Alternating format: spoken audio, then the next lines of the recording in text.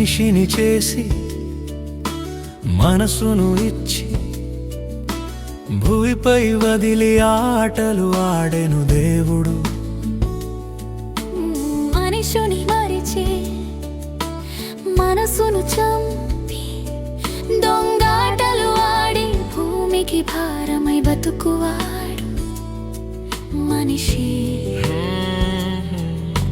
జీవితాలను శోధించి జీవన సూత్రాలుగా మలచి ఆచారాలు రూపొందించువాడు దేవుడు.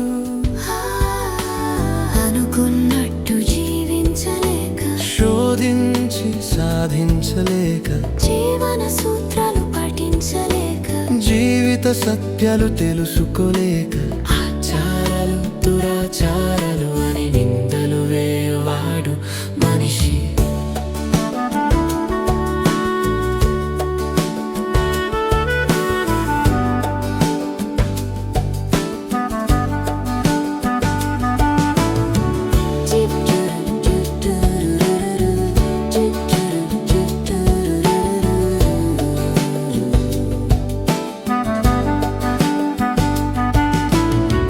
జీవకార్యాలకు వెలుగును ఇచ్చి సృష్టి కార్యానికి రాత్రినిచ్చి చీకటి వెలుగులు గుర్తించడానికి మా మనసునిచ్చి మనిషే మహాత్ముడని చెప్పేవాడు దేవుడు.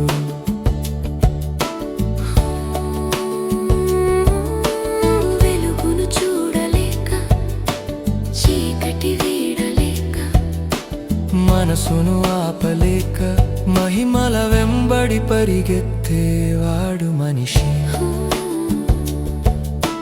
పరవశింపజేసే ప్రకృతిని ఇచ్చి ప్రకృతిని వశపరుచుకోవడానికి శక్తినిచ్చి శక్తి సకల కార్యాలకు మూలం అనే సూక్తినిచ్చి సూక్తుల సముదాయమే మతమని చెప్పినవాడు దేవుడు.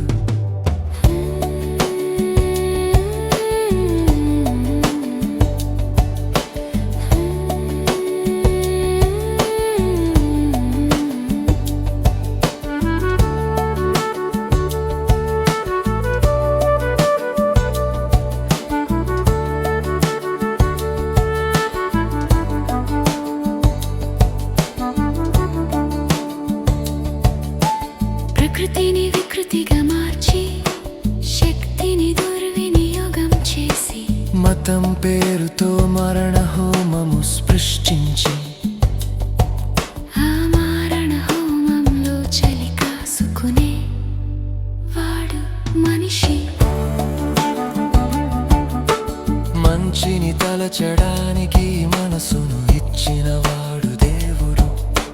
వంచన చేయడానికి మనసును వాడేవాడు మనిషి. మంచిని తలచడానికి మనసును